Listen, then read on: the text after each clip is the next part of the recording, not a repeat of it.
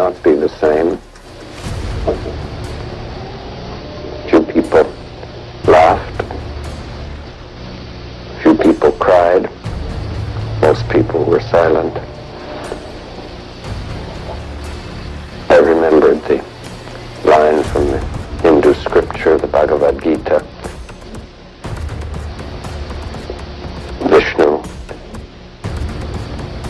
is trying to persuade the prince that he should do his duty, and to impress him takes on his multi-armed form and says, "Now I am become death, the destroyer of worlds. Now I am become death, the destroyer of worlds, destroyer of worlds, destroyer."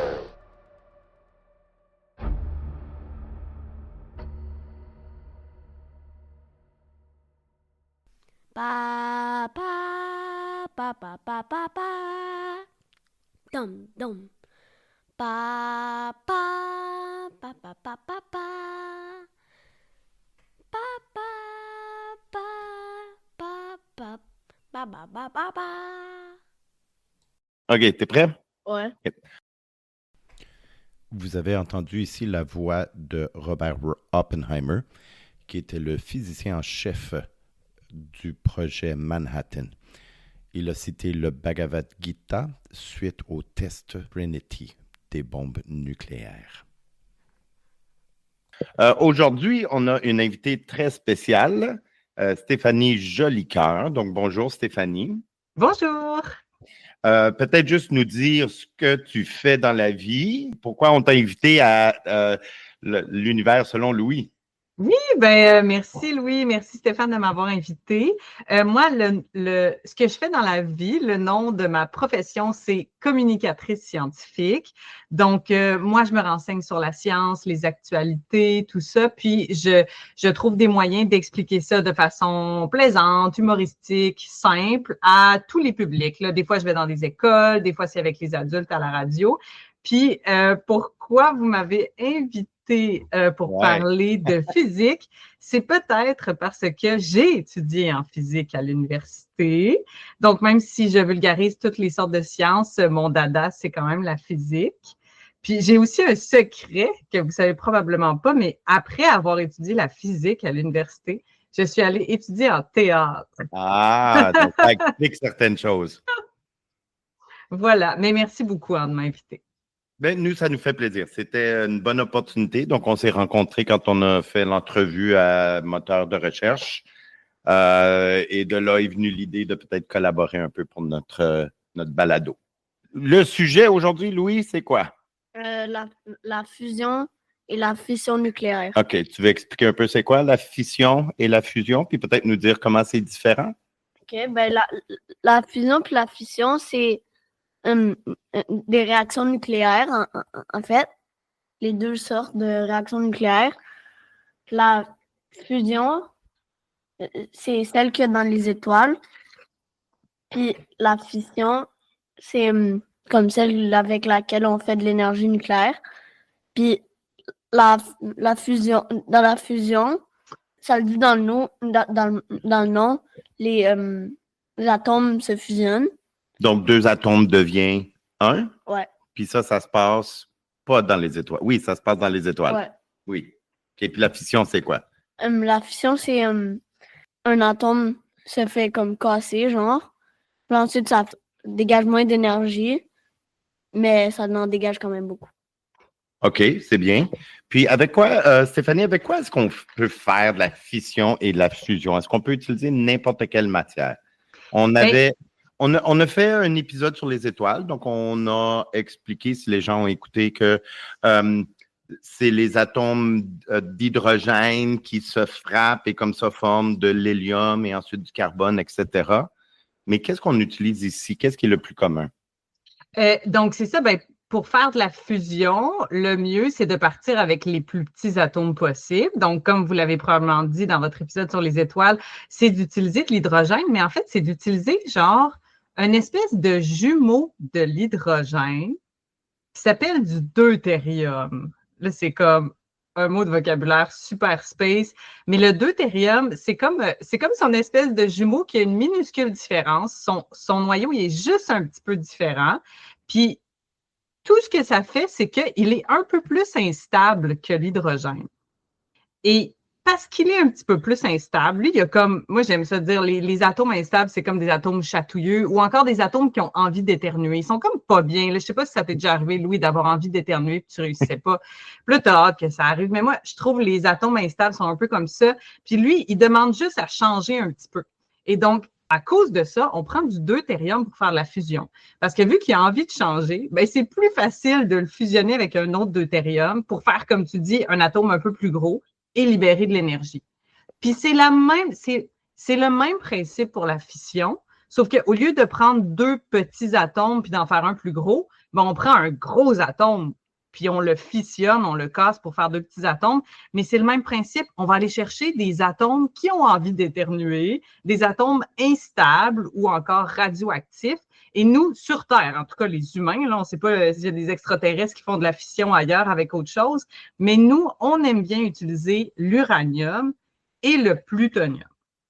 Plus précisément, l'uranium et le plutonium, eux autres aussi ont des jumeaux qui sont les jumeaux idéaux pour faire la fission.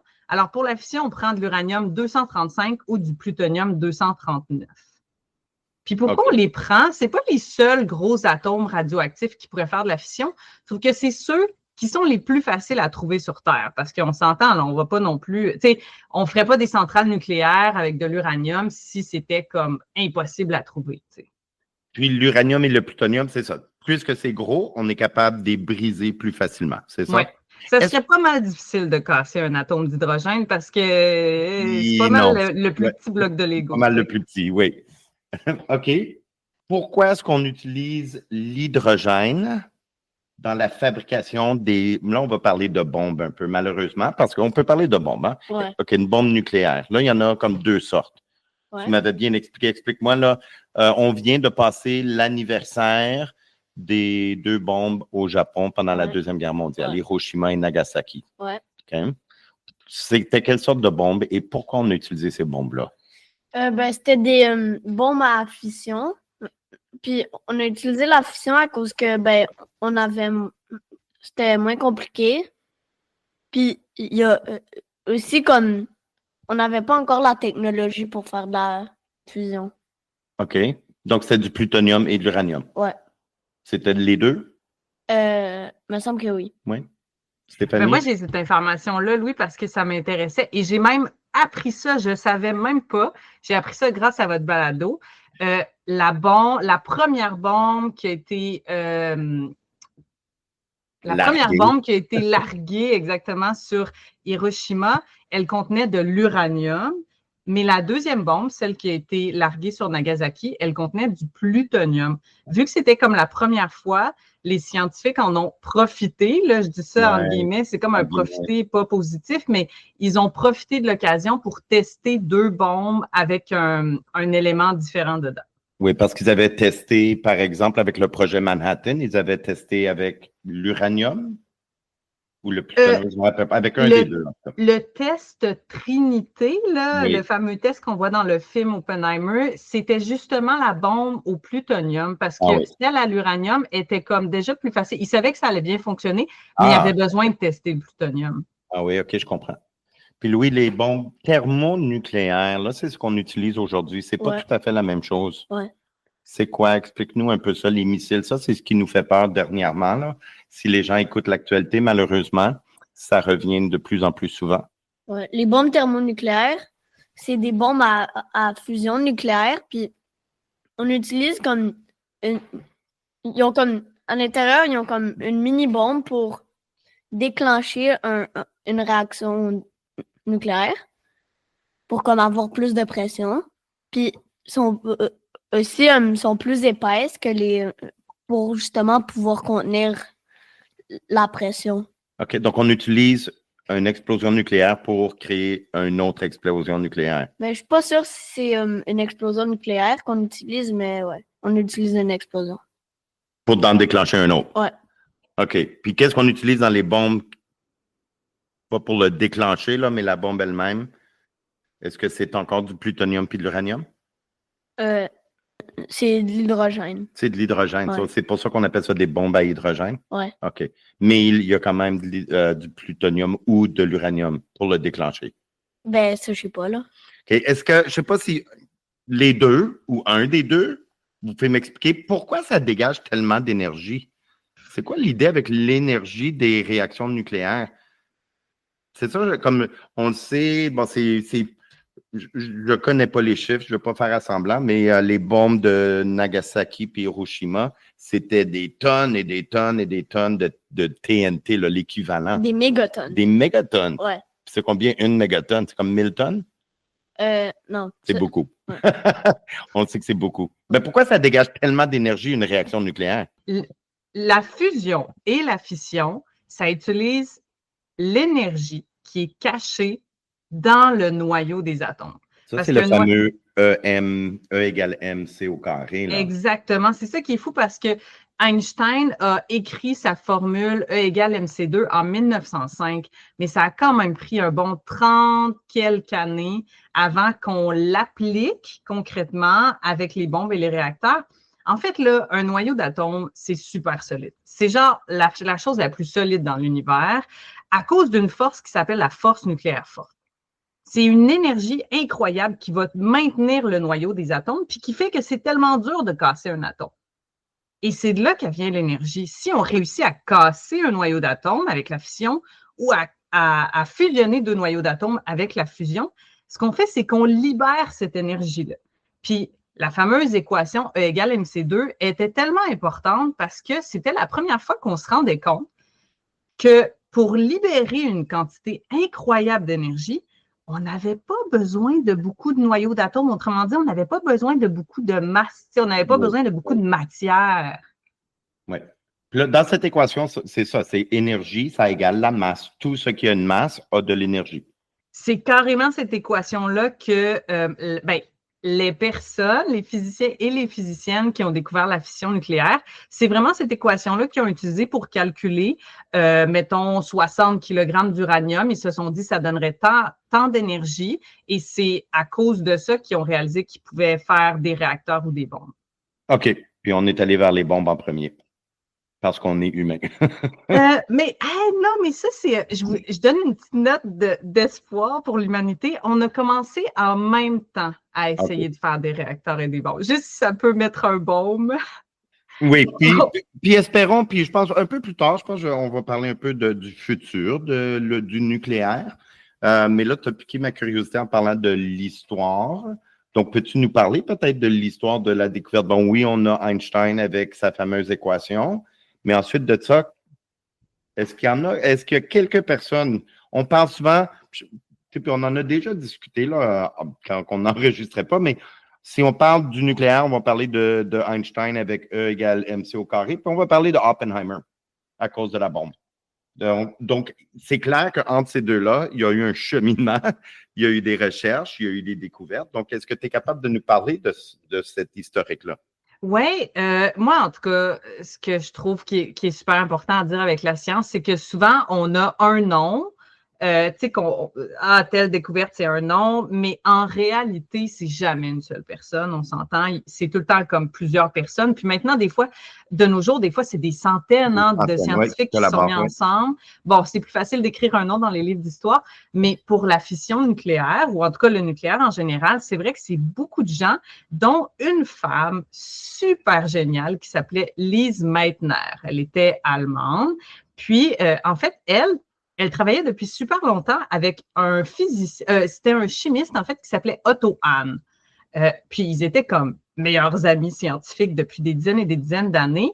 Puis, ils ont un peu fait, c'est les deux qui ont, on pourrait donner leurs deux noms à la découverte de la fission nucléaire, mais ils ont comme mis des briques différentes l'un et l'autre. Un peu comme quand avec ton meilleur ami, vous sortez des idées, puis là, il sort une idée, puis là, tu rajoutes quelque chose à son idée, puis là, vous améliorez vos idées. Ils ont un peu fait ça. Otto Hahn avait commencé à parler de fission nucléaire, il essayait de faire des calculs. Ça prendrait combien? Est-ce qu'on prendrait de l'uranium? Tout ça. Puis, à un moment donné, Lise Meitner était à Noël 1938, puis elle était en Allemagne, puis ça commençait à chauffer. Hein? En Allemagne, ça commençait à être un petit peu moins le fun pour les gens comme elle, à penser à déménager. Mais une des dernières choses qu'elle a faites avant de quitter l'Allemagne, c'est qu'elle discutait avec son neveu, qui était un scientifique aussi. Puis elle était comme, tout d'un coup, mettons qu'on prendrait un atome d'uranium et qu'on séparait son noyau comme 2 gouttes d'eau. Puis tu sais, elle avait un papier, puis elle a dessiné, tu sais, c'est un peu la façon que 2 gouttes d'eau se séparent. Puis elle était comme, tout d'un coup, ça serait comme ça. Puis ils ont écrit à Otto Hahn, son meilleur ami, et un peu ensemble, tous les trois, donc son neveu et son meilleur ami Otto Hahn, ils ont découvert ensemble comment ça fonctionnerait. Puis 1 an plus tard, ils ont réussi à faire la fission pour vrai. Wow. L'affaire, Louis, c'est que devine qui a eu le prix Nobel tout seul pour ça? Penses-tu que c'est C'était pas Lise Lise. Meitner? Non, c'était pas Lise, malheureusement. C'était Otto Hahn. Il s'est fait donner le prix Nobel tout seul et c'est une des grandes injustices. De nos jours, on parle plus de Lise Meitner qu'avant, mais c'est arrivé à quelques femmes en sciences. Oui, absolument. Puis si je me souviens aussi, Otto Hahn, plus tard dans sa vie, a dit qu'elle aurait dû, elle aussi, recevoir le prix Nobel. Voilà. Einstein l'appelait la Marie Curie allemande. Donc, c'est très flatteur. OK. OK, on va s'éloigner des bombes et de tout ça là, qui est moins plaisant, mais qui fait partie du nucléaire et de la physique. Puis ça continue encore aujourd'hui. Mais moi, j'aurais encore quelques questions. Puis Louis, tu peux peut-être nous aider aussi. Là. Pourquoi, là, on parle beaucoup d'énergie nucléaire dernièrement, au Canada aussi. On parle de plus en plus, parce que ça serait une énergie plus propre. Peux-tu nous expliquer, Louis, comment est-ce que l'énergie nucléaire, c'est plus propre que d'autres sortes d'énergie qu'on a aujourd'hui? C'est que ça va pas comme polluer, genre, tout détruire l'écosystème comme ça, Okay. comme super vite. Pas super vite, mais super lentement, oui? Ouais. Comment? Pourquoi? On dit que c'est plus propre à cause que ça va pas polluer tout de suite, mais en fait... Mais qu'est-ce qui pollue dans l'énergie nucléaire? C'est les déchets nucléaires qui polluent, puis on est prêt avec pour comme des 1000, même des fois des millions d'années. OK, pourquoi? Là, on avait fait Super Banane, hein? Ouais. On peut retourner à notre émission Super Banane. Donc, pourquoi est-ce que ça va polluer pendant... Qu'est-ce qui pollue? Et la radiation, ça va faire comme ça va faire des... Ça va comme faire des mutations dans les plantes puis dans les animaux. Donc, c'est la radiation. Puis, puis chez les humains aussi. Mm-hmm. On peut parler des accidents nucléaires à Tchernobyl, par exemple. Ouais. Et au Japon, j'oublie... à Fukushima. Fukushima. Ouais, Fukushima. Donc, ça, c'est des zones maintenant où on ne peut même plus aller à cause de la radiation. Puis, je pense que tu avais expliqué dans l'émission qu'est-ce qui est dangereux de la radiation, hein? Ouais. De la radioactivité. Ouais. OK. Stéphanie, là, on parle, oui, OK, ça crée de la pollution nucléaire, de la pollution radioactive. Je le sais qu'on enterre ça creux dans les mines, mais là, il faut enterrer ça, puis on laisse ça pendant des millions d'années.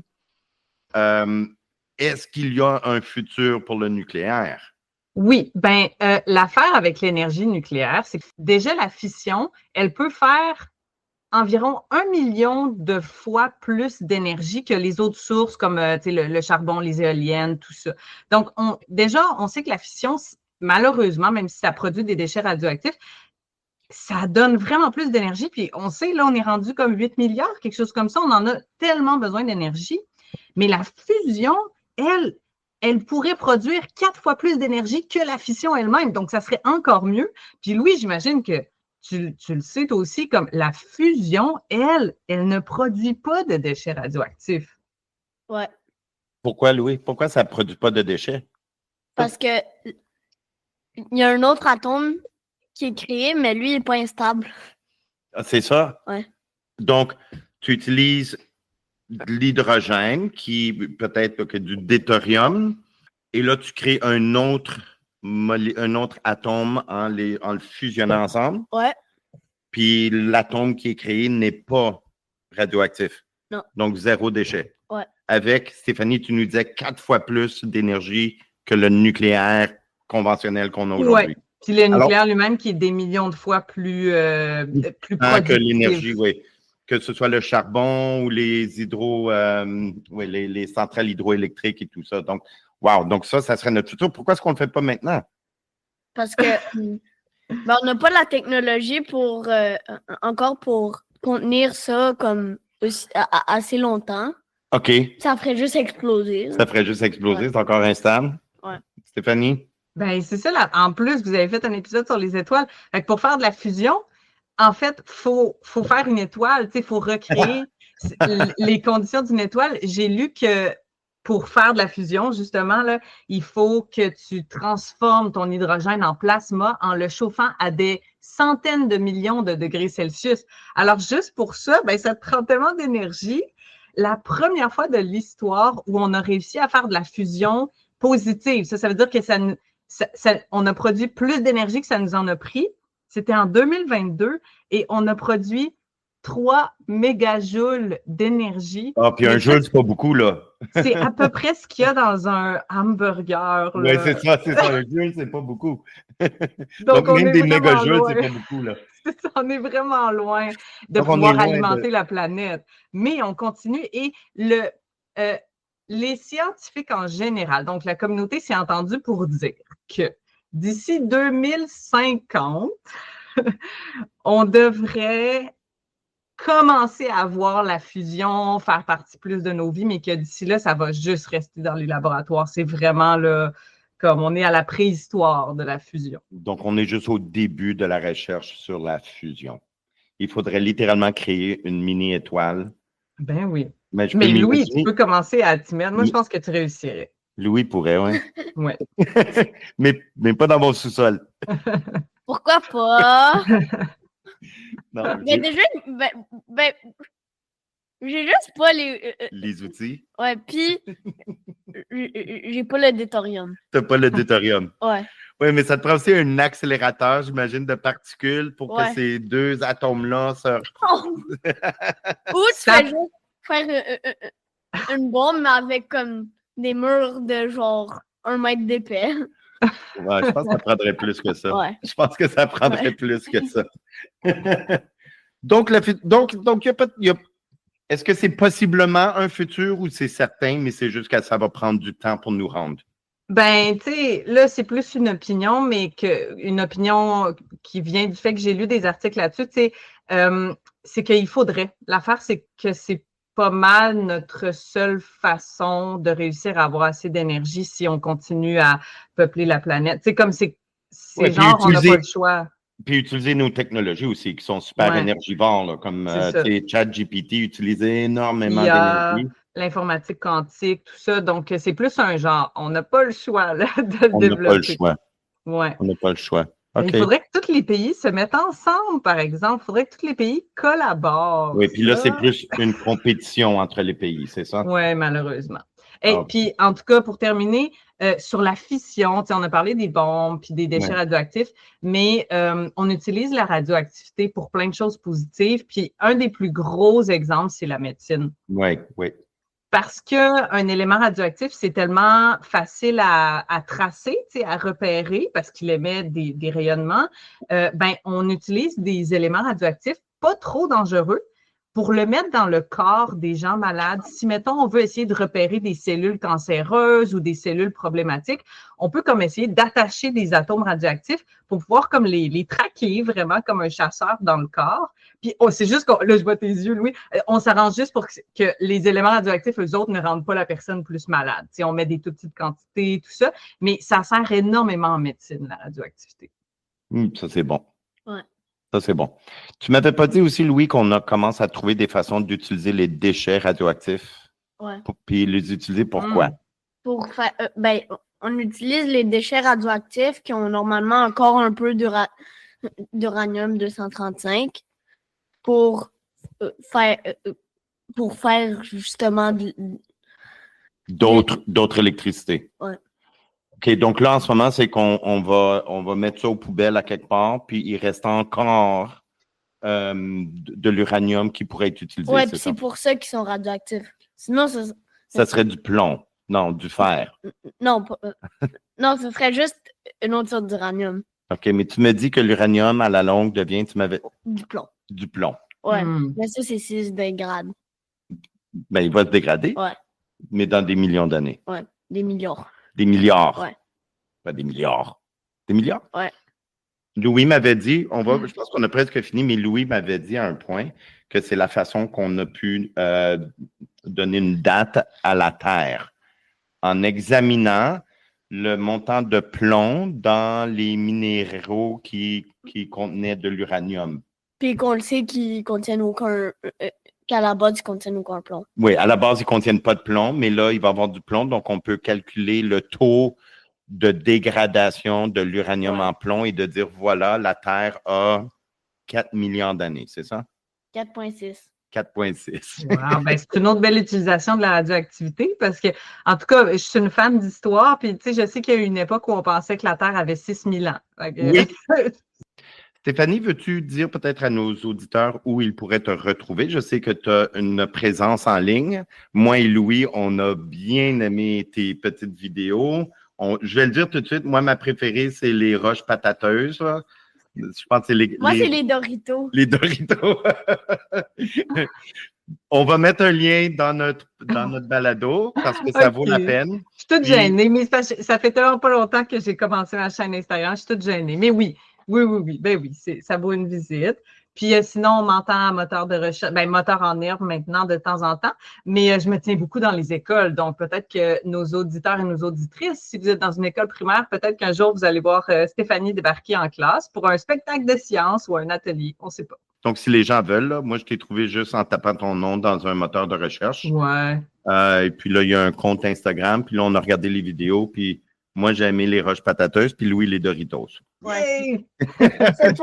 Celle sur l'ouraline. C'est vrai, ma belle assiette. Oui, l'assiette, oui.